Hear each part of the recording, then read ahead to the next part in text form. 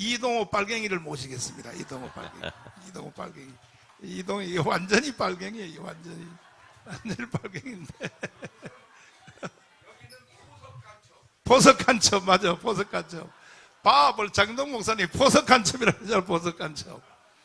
아니 그런데 연세대학 다닐 때 지하 서클에서 그 임종석 그다음 뭐 또 그 지금 우상호 또 통일부 장관 이인영 이런 애들을 훈련하고 교육한 그런 담당을 했죠. 예, 특히 임종석은 이미 1년 전에 그 전대협 의장으로 찍어서 미리 지하에서 훈련시키고 교육시켰습니다. 아까 그 우리가 쭉 김무성 선생님하고 검토한 간첩에 포섭된 사람의 특징 쭉 한 거 있죠.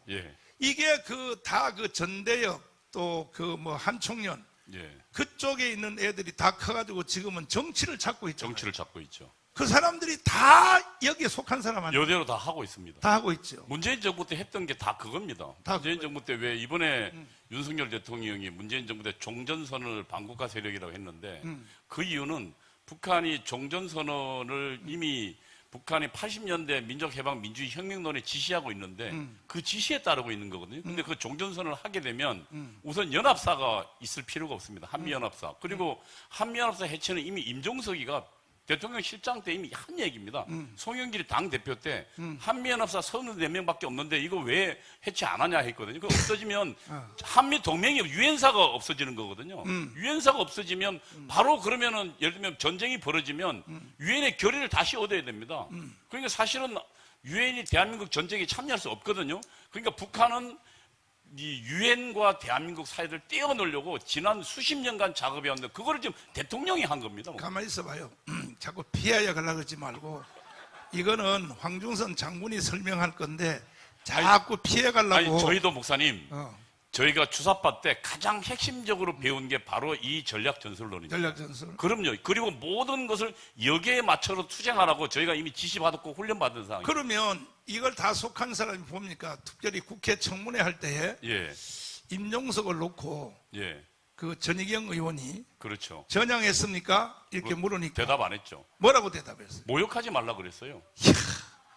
아니 근데 가짜로라도 전향 안 하고 내가 대통령 비서실장 해요? 이렇게 말하면 될 텐데 왜 그렇게 말을 못해요? 혁명 단계에 들어선 친구가 예를 들면 혁명의 고양기가 있고 혁명의 예를 들면 그 쇠퇴기 후퇴기가 있는데 지금은 그들을 보기 혁명의 고양기, 혁명이 임박했다고 보는 겁니다. 그래서 자신들의 정체를 직접 내세우고 전면으로 나서는 겁니다. 아, 그러니까 머지않아 연방제 통일이 되면 그렇죠. 괜히 전향했다고 말하면 북한에서 높은 자리 못하니까. 아니, 그리고 임종석 뒤에도 또 지금 북한이 직접 지시받는 지휘부가 있고요. 지휘부가 있고. 그렇죠. 그 다음에 그 지휘부는 또 북한이 또 김정은이 쳐다보고 있는데. 그 다음에 이인영 통일부 장관한테도 똑같이 물었거든. 물었죠. 전향을 했냐? 그랬더니 이번에는 전혀 물어보는 사람이 그 서초구의 그 탈북자 국회의원 태영호가 물었단 말이야. 물으니까 뭐라고 대답했냐? 아직 의원님은 남조선을 이해를 잘 못해서 그러는데 남조선에서는 그런 말을 묻는 게 아닙니다. 자, 왜 그렇게 대답해요? 그건 그 간첩이나 주사파 교육 받을 때 우선 가장 먼저 하는 게 대한민국이 허용한 자유를 최대한 이용하라고 배웁니다. 그러니까 우리 이승만 대통령이 48년 8월 15일 날 그 경축사에 뭐랬냐면 새로 만들어진 공화국은 개인의 근본적인 자유를 보장할 것이라 했습니다. 그런데 개인의 근본적 자유주의에는 사상의 자유가 있거든요. 그러니까 사상의 자유 뒤에 숨어서 자신들의 대한민국 전복의 포기까지 사상의 자유로 숨기는 겁니다. 근데 사실은 그걸 이용해서 그들은 대한민국을 전복시키는 기도를 하게 되는데 문제는 유럽도 그렇고 미국도 그렇고 독일도 그렇고 그 나라를 전복할 자유를 허용한 나라는 전 세계 하나도 없습니다. 자, 그 연세대학 나왔죠. 그것도 신학대학 나왔죠. 목사 되려고. 목사 되려고. 그런데 연세대학을 아무나 들어가는 게 아니지 않습니까? 아닙니다. 아니야. 연세대학 그거 실력 있어야 들어가. 아니, 목사님 나온 나는 대한신학교가 어렵죠. 아니요. 난 연세대학을 못 들어가서 대한신학교 야간 다녔어. 야간. 내가 연세대학 들어갈 실력이 있으면 나도 연세대학 들어가지. 목사님 대신 상박산 신학교 나오셨잖아요. 그런데 똑똑한 그 연세대학교 정도 들어갈 사람이 그렇게 간첩들이 이렇게 던지면 그게 분별이 안 됐어요. 그때. 우선 그 역사관이라는 것이 그래서 그 청년 시절에 역사관이 굉장히 중요한데 대한민국은 노무현이 대통령 돼서 그랬지 않습니까? 부정의가 정의가 실패하고 부정이 성공한 나라라고 노무현이 자기 입으로 하는 소리입니다. 근데 역사를 그렇게 배우면 북한에 가르친 역사관을 그대로 갖고 와서 배우게 되면 그렇게 이미 이게 눈이라는 게 이게 빨간 안경을 끼고 세상을 보면 좀 빨갛게 보이듯이 그렇게 바뀌어 버립니다. 그래서 이미 다른 대한민국이 장점들 눈에 보이지 않고 나쁜 것들만 싹 다 보이게 되는 겁니다. 그러면 이제 이동욱 교수는 전향했어요? 하나님, 예, 전향했어요. 그 전향했는지 내 시험해 보려고. 예. 김일성, 김정은 개새끼라고 합니다. 아니, 개새끼죠. 그러면 전향했네, 이거 확실히. 대한민국의 철천지 원수입니다. 철천지 원수야? 예, 그럼요. 혹시 이중간첩 아닐까? 이중간첩 아까 김국성 선생님이 그랬지 않습니까? 그러니까 수령에 대해서는 주체 사상을 알면 왜 못하냐면 하나님을 우리가 사실은 그 일제 때 뭡니까 그 순교자들이 그 하나님을 조금만 그냥 비판만 하고 하라 해도 살려준다는데도 못하고 주기철 손양호 목사님이 죽지 않습니까? 마찬가지로 주체 사상에서는 김일성이 신입니다. 나의 그러니까 그 정치적 생명, 정치 사회적 생명을 그러니까 이약 나온 겸에 마지막 이 말만 확인해 봅시다.